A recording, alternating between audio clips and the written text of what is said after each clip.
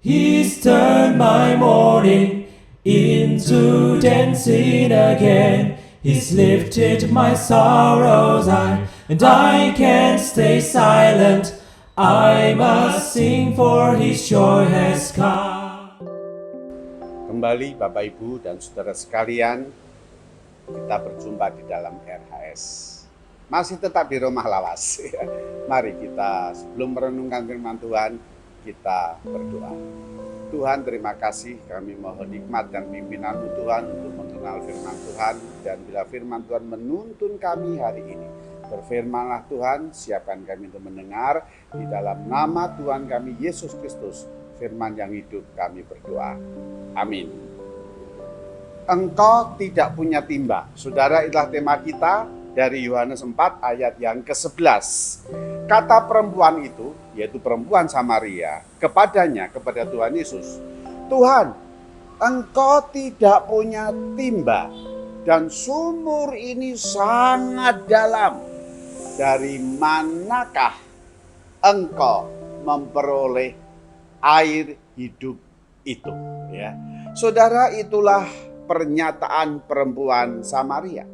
Bagaimana engkau bisa memberikan kepadaku air hidup sementara engkau sendiri tidak punya timba, gitu ya.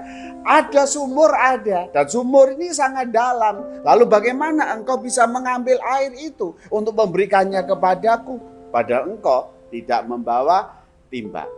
Saudara, Tuhan Yesus memberitahukan kepada perempuan Samaria itu bahwa Ia sanggup memberikan air hidup. Ya, Tuhan Yesus berkata kepada perempuan Samaria itu, Ia sanggup memberikan air hidup itu. Perkataan Tuhan Yesus yang menyatakan aku akan memberikan air hidup kepadamu itu sama sekali tidak dikenal oleh perempuan Samaria. Saudara, padahal Tuhan Yesus sudah memberitahukan kepada perempuan Samaria itu bahwa Ia sanggup, Ia mampu, Ia bisa memberikan air hidup. Tuhan Yesus mengatakan air hidup itu yang akan kuberikan kepadamu, bukan air dari sumur Yakub. Saudara, itu yang tidak dimengerti oleh perempuan Samaria, ya. Tuhan Yesus mengatakan air hidup, tetapi perempuan Samaria itu menangkap air dari sumur Yakub. Maka bagaimana engkau tidak punya timba bisa memberikan air itu kepadaku? Saudara, disinilah kita melihat ada miss, ada sesuatu yang salah, ada sesuatu yang tidak nyambung. Apa yang dinyatakan Tuhan Yesus kepada perempuan Samaria ini dan apa yang diterima perempuan Samaria ini dari apa yang dikatakan Tuhan Yesus. Air sumur Yakub memang ya memerlukan timba, betul. Kalau tidak punya timba, nggak mungkin bisa ambil air sumur Yakub yang sangat dalam. Yang dimaksudkan Tuhan Yesus adalah air hidup.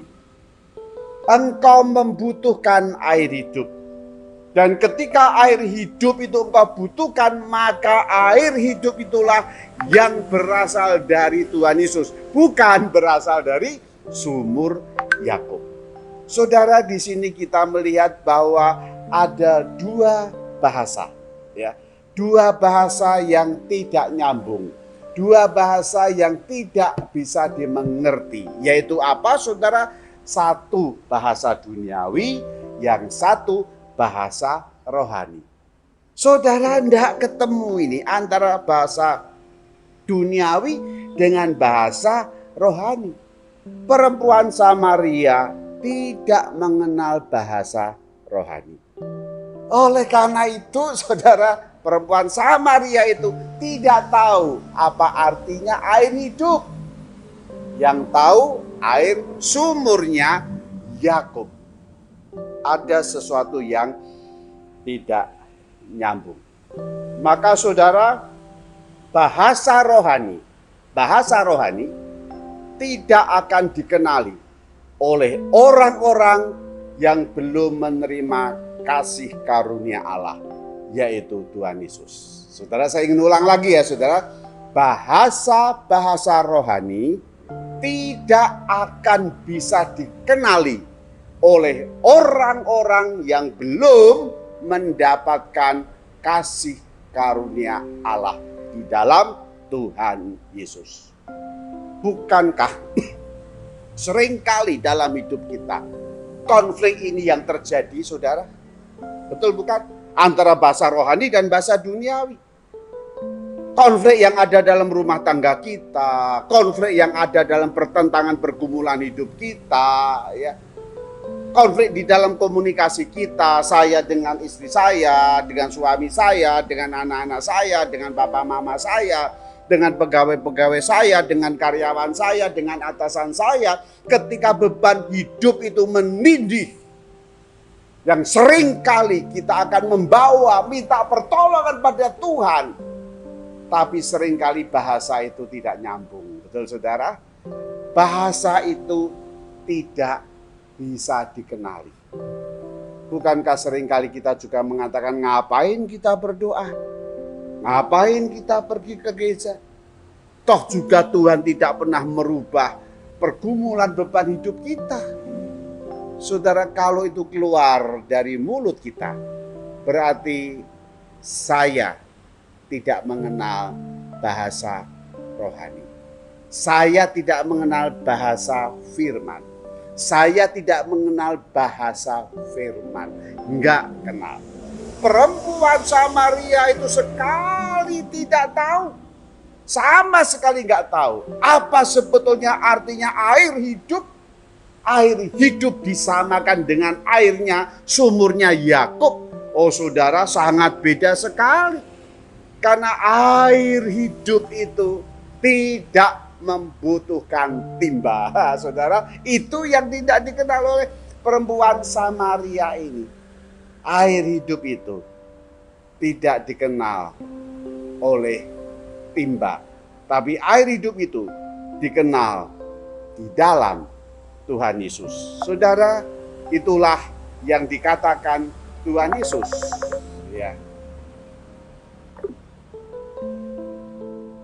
Di tengah-tengah kebuntuan itulah antara jalan duniawi dan jalan surgawi, antara konsep dunia dan konsep rohani, antara bahasa dunia dan bahasa rohani ada jalan buntu. Tapi jangan khawatir, Tuhan kita selalu buka jalan.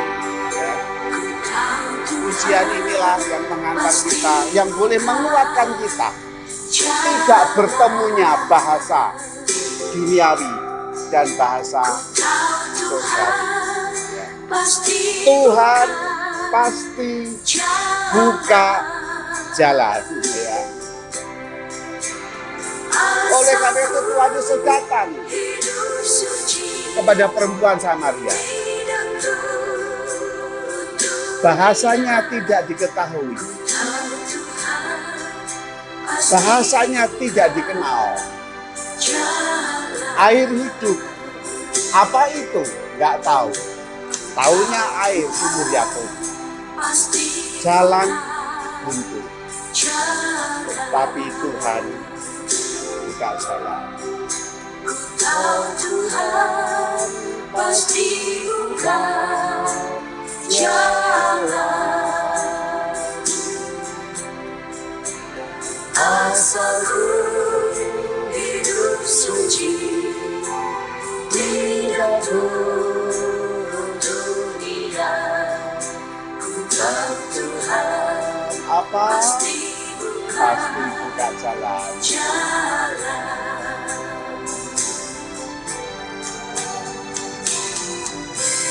Segala jalan Tuhan adalah kasih setia dan kebenaran bagi orang yang berpegang kepada perjanjiannya. Peringatannya ada di dalam Dia. Walaupun buntu, Dia bisa buka jalan. way for me. I know the Lord will make a way for me. If I look to Him and pray, darkness night will turn to day. I know the Lord will make a way for me.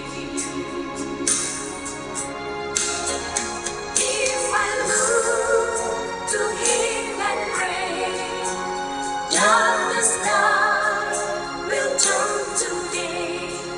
I know the Lord will make a way for me. I know the Lord will make a way for me.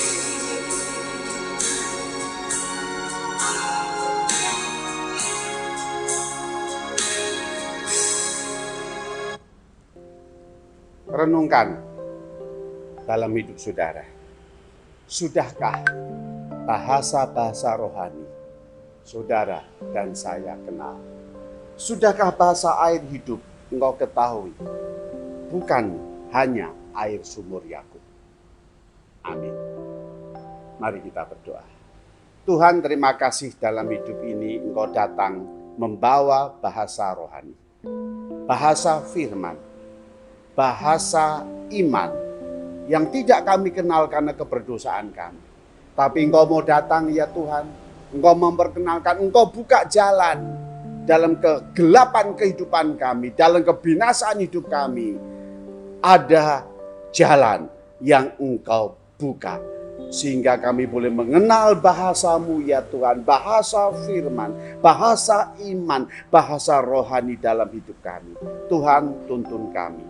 Sekali lagi kami pasrahkan hidup kami, yang akan melakukan aktivitas kami. Tuhan tolong pekerjaan kami, usaha kami, sekolah kuliah anak-anak kami, kesehatan kami. Lindungi kami dari segala mara bahaya, dari segala bentuk-bentuk penipuan-penipuan, janji-janji omong kosong ya Tuhan, di dunia ini yang ternyata itu menghancurkan hidup kami. Tuhan, biarlah kami tetap berpegang kepadamu, tidak menjadi orang yang mudah tertipu, sehingga seringkali ya Tuhan kami gagal dalam hidup kami. Biarlah kami terus berjalan di dalam kebenaran-Mu Tuhan. Sertai kami hari ini. Yang sakit Engkau pulihkan, yang putus asa Engkau berikan pengharapan, yang lemah Engkau kuatkan, teguhkan, yang khawatir, yang takut Engkau berikan kekuatan untuk menjalani realita hidup ini berkemenangan dalam Tuhan Yesus. Terima kasih, terima kasih. Tuntun kami Tuhan, pegang tangan kami. Dalam nama Tuhan kami Yesus Kristus, firman yang hidup, kami berdoa. Amin. Saudara, sampai berjumpa di renungan harian sulung yang akan datang. Tuhan memberkati. Joy has come.